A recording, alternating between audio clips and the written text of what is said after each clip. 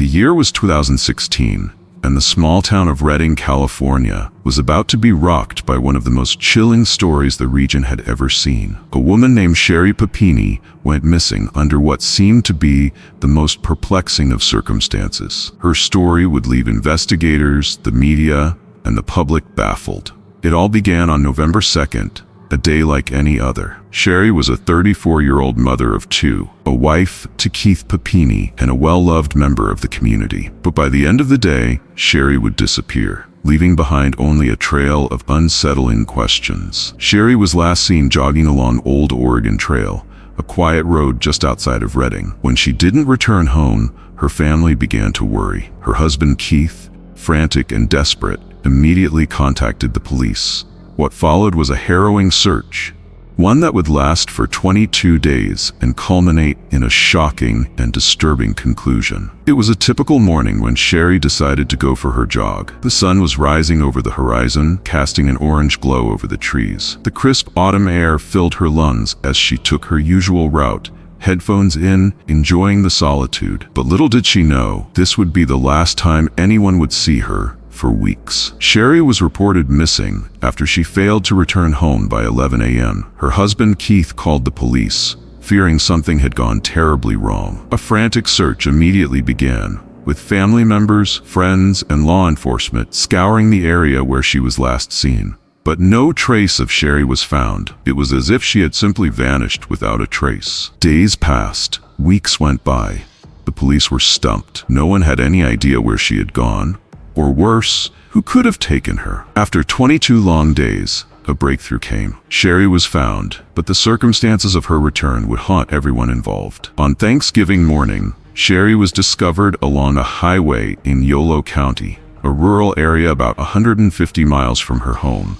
She was chained, covered in bruises, and barely recognizable. Her hair had been chopped off, and she was wearing a brand new pair of clothes, unlike anything she had owned before. She had been brutally beaten and appeared emaciated. The woman who had once been full of life was now a shell of her former self. Sherri claimed that two women had kidnapped her, held her captive in a cabin, and tortured her during the time she was missing. She said that she had been chained up and kept in a room with only brief moments of freedom. She even described how her captors would let her out for short walks, but would always keep a tight grip on her. They had a plan, she said, and they had made sure to cover their tracks. The discovery of Sherri raised more questions than answers. Investigators found it strange that she had been able to escape her captors in such a remote area. How did she manage to free herself? Why was she dumped there? And most unsettling of all, why hadn't anyone seen the two women who had allegedly kidnapped her? The story she told investigators seemed implausible. Her descriptions of the captors didn't match any known criminals in the area. Her injuries, while severe, didn't seem to align with her story of a brutal kidnapping. Some found her tale to be riddled with inconsistencies. But it wasn't just her story that was odd. The investigators began to uncover strange details about Sherri's life. It soon became apparent that Sherri had been in contact with several people she shouldn't have been, and her social media history painted a different picture from the one she had presented to the world. As the investigation deepened, the shocking truth began to emerge. As the investigation continued, the truth came to light, and it was more disturbing than anyone could have imagined. Sherri Papini's story was not one of victimhood, but of deception. In March 2017, after months of investigation, Sherri was arrested. The police had uncovered evidence that suggested Sherri had staged her own kidnapping. Surveillance footage, cell phone records, and other evidence painted a picture of a woman who had planned her disappearance in great detail. It was revealed that Sherri had been staying with a man she had met through an online dating app, someone who had no idea she was married. She had gone into hiding voluntarily and faked her own abduction to escape from her life. It turned out that Sherri had orchestrated the entire thing, using the media and the public sympathy to cover up her own actions. Her brutal story of captivity and torture was nothing more than a fabrication, designed to hide the truth of her voluntary disappearance. But why would a mother, a wife, a seemingly ordinary woman, go to such extreme lengths to fake her own abduction? As investigators pieced together Sherri's life, a complex and unsettling motive began to emerge. Sherri's marriage to Keith had been troubled. Friends and family reported that she had been struggling with her role as a mother and wife, feeling overwhelmed by the pressures of everyday life. She had been seeking attention, validation, and perhaps an escape from the suffocating confines of her routine. Her plan to fake her kidnapping was her attempt at a fresh start, a way to be seen and sympathized with, to escape the pressures of her home life. Be seen and sympathized with, to escape the pressures of her home life. The public's sympathy for Sherri quickly turned to disbelief and outrage. She had manipulated an entire community, garnered the attention of the media, and used the resources of law enforcement to stage a fictional nightmare. As her story unraveled, it became clear that her actions had caused immense distress to her family, friends, and the people who believed in her. Her fake disappearance also put countless resources into a search that had cost taxpayers money and drained the energy of law enforcement. And for what? For nothing but attention and a twisted desire for sympathy. When the truth came out, the backlash was swift and unforgiving. The people who had rallied behind Sherri, who had spent weeks searching for her, felt betrayed and deceived. The media, which had initially painted her as a victim, now turned on her, highlighting the fraud and manipulation that had unfolded. The community of Reading, once filled with sympathy for Sherri and her family, now viewed them with disdain. The trust that had been shattered was not something that could easily be repaired. Sherri's actions had created a rift not only in her own life, but in the lives of the people who had trusted her. Keith Papini, her husband, was left to pick up the pieces of a broken life. His wife's deception had tarnished their relationship, and the media attention had turned their personal tragedy into a public spectacle. While some stood by Sherri, others felt betrayed by her actions, and many questioned how far someone could go for attention. The legal consequences for Sherri were significant. After the truth came to light, she faced charges for the extensive fraud she had perpetrated.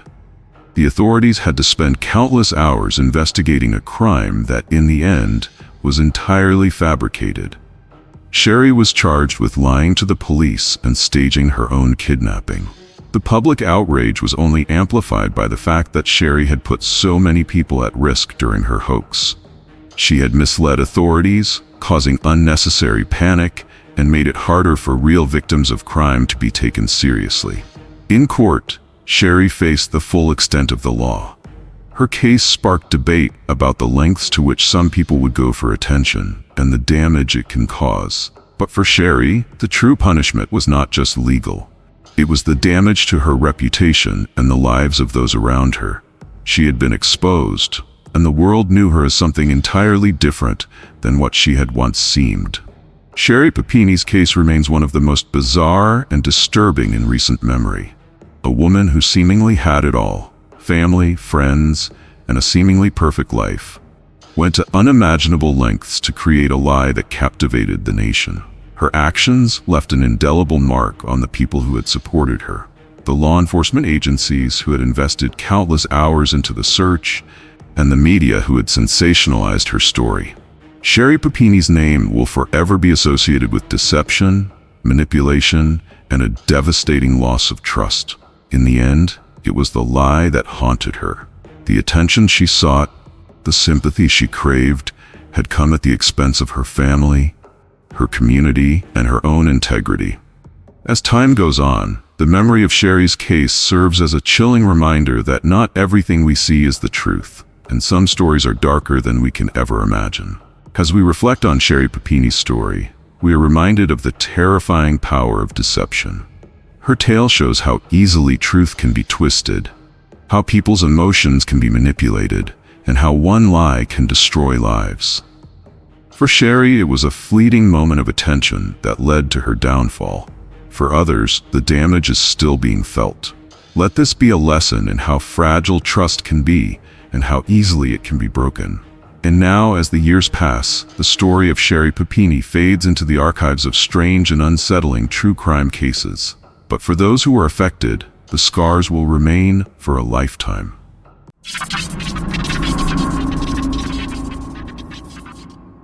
It was December 26, 1996, in Boulder, Colorado. The night was cold, but inside the Ramsey household, the warmth of the Christmas spirit still lingered. The Ramsey family, consisting of parents John and Patsy Ramsey and their two children, Burke and JonBenét, had celebrated the holidays with joy.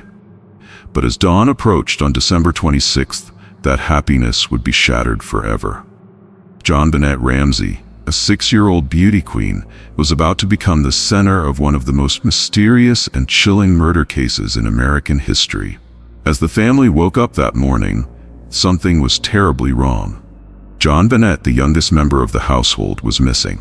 The panic began to set in quickly.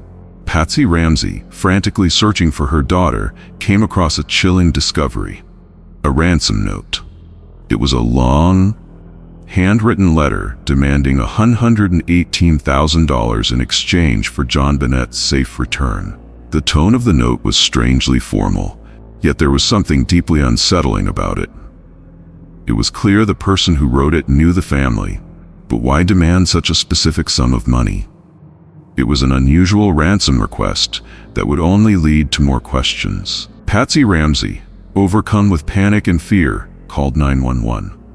Her voice was trembling as she desperately told the dispatcher, "We have a kidnapping." Her frantic plea for help revealed just how desperate she was. But there was something odd about the call. Throughout the conversation, Patsy seemed strangely calm for a mother who had just discovered her daughter was missing. The operator's questions about details were answered with scattered, incoherent responses, and the sense of confusion only deepened. As the police arrived at the scene, the house was turned upside down in search of any clues. The panic in the air was palpable. Officers scoured the rooms, looking for signs of forced entry, fingerprints, or any evidence that might help them locate JonBenét. But there was no trace of her anywhere. The house was silent, almost too quiet. Nothing appeared out of the ordinary, except for the deepening sense that something was wrong. Hours later, a shocking discovery was made. JonBenét's lifeless body was found in the basement of the Ramsey family home. She had been strangled, and a garrote, a homemade device made of a broken cord and a piece of cloth, was tied around her neck. Her mouth was covered with duct tape, and there were signs of blunt force trauma. But most chilling of all, JonBenét had been found in an area that was not only secluded, but strangely undisturbed. The killer had been inside the house all along. The discovery sent shockwaves through Boulder, and the investigation quickly grew more complex. Was it an intruder who had entered the house, or was someone close to the family involved? The police were baffled. The ransom note, the oddity of the circumstances, and the chilling discovery of JonBenét's body all pointed to something far more sinister. And yet, there were no clear answers, only more questions. The investigation stalled, and the mystery deepened. As the investigation continued, the media descended on Boulder like a swarm. News outlets from across the country reported on the case, sensationalizing every detail. The picture of JonBenét, the young beauty queen with a smile that could light up a room, became the face of the tragedy. But the constant media attention only complicated the investigation. The lines between fact and speculation became blurred, and everyone had an opinion on who was responsible for JonBenét's death. Years passed, and still the mystery remained unsolved. The Ramsey family became the subject of intense scrutiny, with suspicion falling on them at times. The police seemed no closer to finding the truth. Was JonBenét's killer someone close to the family, or was it a random intruder? No one could say for sure, and as the years passed, the case grew colder. Theories abounded, but none could bring closure. JonBenét Ramsey's death continues to haunt the public's imagination. Despite ongoing efforts to uncover the truth, the case remains one of the most perplexing and chilling unsolved mysteries in history. For some, it's a tragic reminder of a lost childhood. For others, it's a reminder that sometimes the darkest secrets lie just behind closed doors. The question remains, who killed JonBenét Ramsey, and will the truth ever come to light?